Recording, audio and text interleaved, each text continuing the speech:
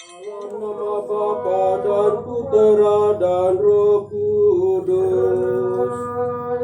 Amin.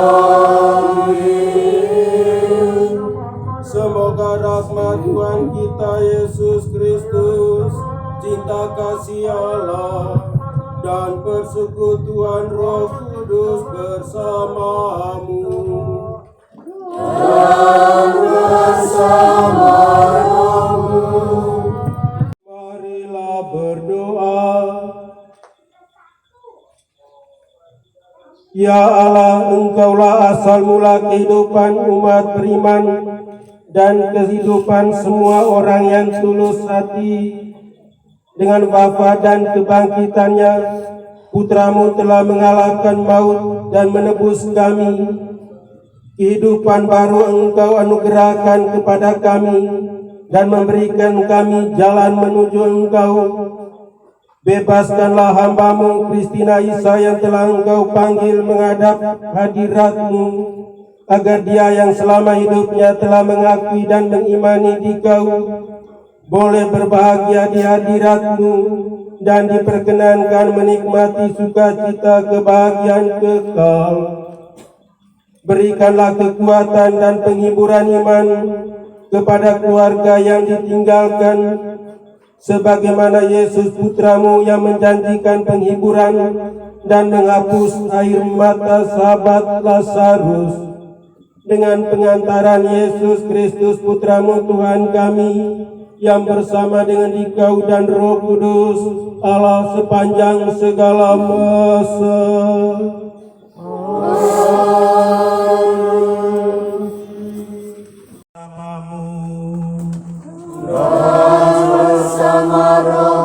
Inilah Injil Yesus Kristus menurut Santo Lukas. Dimuliakanlah Tuhan. Ketika mengajar di salah satu rumah ibadat, Yesus bersabda, "Kerajaan Allah itu seumpama apa? Dengan apakah aku akan mengumpamakannya? Kerajaan Allah itu seumpama biji sesawi yang diambil dan ditaburkan orang di kebunnya. Biji itu tumbuh dan menjadi pohon, dan burung-burung di udara bersarang di ranting-rantingnya." Dan Yesus berkata lagi, "Dengan apakah aku akan mengumpamakan kerajaan Allah? Kerajaan Allah itu seumpama ragi yang diambil seorang wanita dan diaduk-aduk ke dalam tepung terigu 3 sukat sampai seluruhnya beragi." Demikianlah Injil Tuhan. Terpujilah Kristus.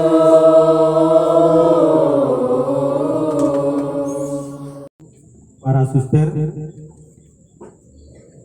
Bapak Urbanus dan anak, keluarga dekat Bapak Urbanus, Bapak Ibu, saudara-saudari, umat beriman yang dikasihi oleh Tuhan. Saya memberikan judul renungan ini, cinta dan ketekunan atas tugas yang datang.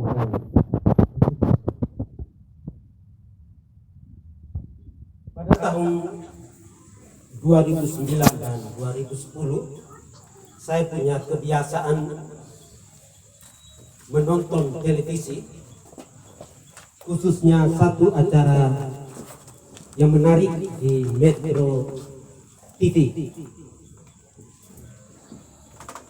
Hanya satu TV, banyak teman menonton bersama, karena itu seringkali kita harus mengikuti selera dari orang yang memegang remote.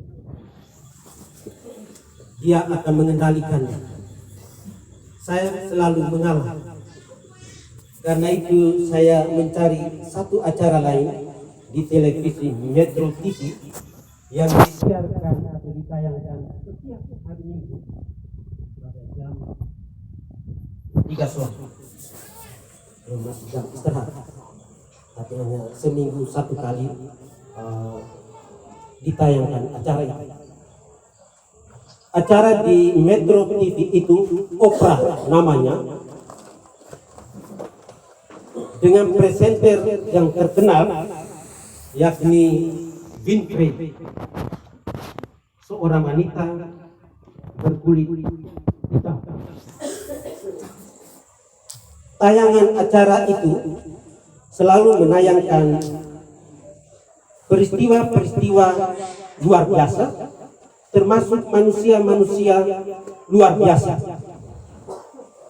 Pada suatu kesempatan hari Minggu itu ada satu siaran tentang orang luar biasa dalam satu pengalaman yang luar biasa pula.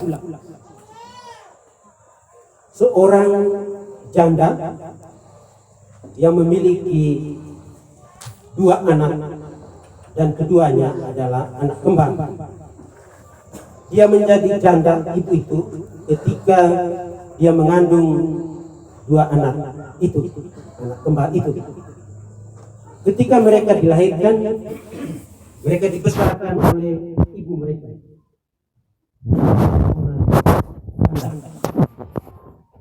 Dia harus berjuang, berlaku sebagai seorang bapak, dan harus punya otot yang kuat, tapi juga berlaku sebagai seorang ibu yang harus memiliki hati yang lemah lembut dan baik. Kedua anak itu bertumbuh dan di dunia pendidikan, masuk sekolah, kedua anak ini selalu mendapat prestasi di bidang akademik, gemilang. Kedua anak ini selalu mendapat ranking 1 dan 2 sejak SD sampai dengan perguruan tinggi. Kalau yang satu mendapatkan ranking 1, yang lain mendapatkan ranking 2. Selalu bertukaran antara mereka. Lalu pada suatu kesempatan mereka ini atau ke ibu janda ini harus diwawancarai, dimasukkan dalam acara Oprah itu, karena ada hal yang luar biasa. Yang luar biasa itu bukan saja dua anak ini yang berprestasi di bidang akademik, tetapi yang lebih luar biasa mama janda ini, karena dia bisa membesarkan mereka sampai mereka ke perguruan tinggi dan bekerja. Ketika ibu ini diwawancara dalam acara Oprah itu, apa resep sehingga ibu mendidik anak ini bisa seperti ini, sehat, berprestasi di bidang akademik dan berkepribadian yang baik.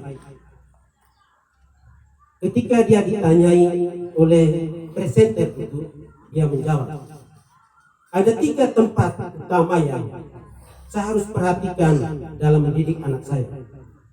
Yang pertama adalah rumah, keluarga. Yang kedua, sekolah, pendidikan. Yang ketiga, gereja, iman. Setiap hari saya tidak mengirim anak saya ke sekolah. Setiap hari juga saya tidak pernah mengirim anak saya ke gereja. Yang saya lakukan adalah saya membawa anak saya ke sekolah, bukan mengirim. Setiap hari saya membawa mereka ke sekolah, dan setiap hari Minggu saya tidak mengirim mereka, tapi saya menghantar mereka ke gereja. Justru tiga tempat ini menjadi trilogi pendidikan untuk saya ketika saya mendidik mereka. Presenter tercengang-cengang, seorang ibu yang mungkin pendidikannya tidak sampai perguruan tinggi, tapi memiliki sesuatu yang bisa dibagikan kepada orang lain. Dia menjelaskan demikian. Rumah, keluarga, anak-anak saya mendapatkan perhatian yang cukup. Tetapi tidak sebatas itu. Karena dunia di luar rumah saya ini, itu dunia yang cukup keras. Maka mereka harus saya bawa ke sekolah. Setiap hari saya bawa mereka ke sekolah supaya mendapatkan pengetahuan yang cukup untuk bisa mengerti tentang kehidupan ini lebih baik dan menjalani hidup ini lebih baik juga. Dan tidak hanya sebatas itu. Sebagai manusia beriman, saya menghantar mereka ke gereja. Mereka harus memiliki iman yang baik. Mereka menjadi kokoh. Berpengetahuan saja tidak cukup. Iman yang mereka miliki itu harus mereka dapatkan ketika mereka berada bersama dengan saya dan ketika mereka bergaul dengan Tuhan di gereja. Bapak Ibu saudara-saudari yang dikasihi oleh Tuhan, bacaan kita dengarkan hari ini itu bacaan pada hari ini. Sengaja diambilkan bacaan hari ini karena memang Mama Christina Isa seorang yang hidup dengan Sang Sabda, hidup dengan Sabda Allah. Karena itu saya tidak mau mencari-cari bacaan mana yang cocok kira-kira untuk ini. Tapi bacaan di mana setiap hari dia bacakan, dia dengarkan, dan itu adalah bacaan yang menguatkan dia. Dalam bacaan Injil kita dengarkan soal kerajaan Allah. Kerajaan Allah itu diajarkan oleh Yesus seumpama biji sesawi yang ditaburkan orang di kebun, kemudian menjadi besar dan burung-burung di udara bersarang padanya. Mendengar kata biji sesawi, itu biji yang sangat kecil dan sangat mudah untuk hancur. Karena itu dia butuh diperhatikan, dirawat secara baik. Kalau dia ditanam atau disiram pada tempat yang berbatu-batu, tempat berpasir, ataukah semak duri, maka bisa dipastikan hasilnya. Dia tidak mungkin akan besar dan tidak mungkin burung datang dan bersarang padanya. Tetapi kalau bibit itu ditanam ataukah disemaikan, ditaburkan di tanah yang subur, diperhatikan, disirami setiap hari, dia akan bertumbuh, berkembang dan menjadi pohon yang besar, dan burung-burung udara pun mendapatkan tempat untuk berteduh. Berarti kata kuncinya, tanah yang subur, perawatan yang penuh cinta dan tekun serta setia, memupuk, menyiraminya akan menghasilkan buah. Bapak Ibu saudara-saudari umat beriman yang dikasihi oleh Tuhan, kerajaan Allah itu seperti apa? Mungkin banyak di antara kita mencari-cari di manakah kerajaan Allah itu. Itu seperti yang kita dengarkan seringkali di dalam Injil. Ada yang orang mengatakan, di mana kerajaan Allah itu? Maka Yesus katakan, jangan mencari kerajaan Allah. Dia ada di sana, dia ada di sini. Seperti sesuatu yang bersifat sementara, yang mudah saja bisa kita singkirkan, yang mudah saja kita perjualbelikan, yang bisa saja mudah saja kita abaikan dan tidak mau menghiraukan itu. Ternyata kerajaan Allah itu sedang ada dan hidup. Dan ini sudah dibantahkan oleh para rasul dengan sikap dan perilaku mereka. Contoh-contoh yang baik yang dilakukan oleh para rasul bukan saja dengan kata-kata, dengan sikap mereka juga memperlihatkan bahwa mereka sedang menaburkan sang sabda itu, menaburkan benih yang baik itu ke tempat-tempat di mana harus ditabur. Bisa saja di tempat yang berduri-duri, tergantung siapa yang menerima.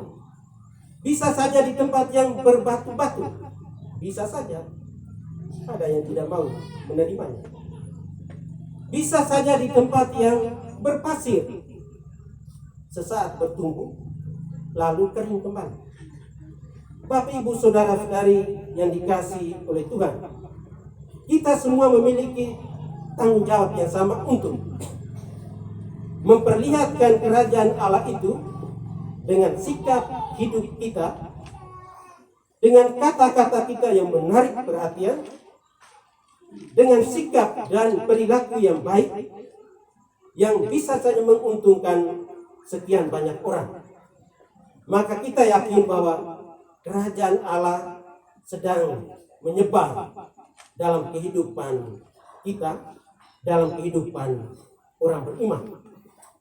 Kalau memang kerajaan Allah itu ada di tengah dunia, tidak bisa dibatasi di mana dia berada. Tapi yang paling penting, apakah kita bisa menerima dan mengetahui kerajaan Allah itu yang ada dalam kehidupan kita sehari-hari. Bapak, Ibu, saudara, saudari yang dikasihi oleh Tuhan, baiklah kita berpedoman pada sang sabda yang diajarkan kepada kita. Baiklah kita mencontohi sekian banyak orang yang memiliki pewartaan yang baik, sikap hidup yang baik, dan mengajari kita.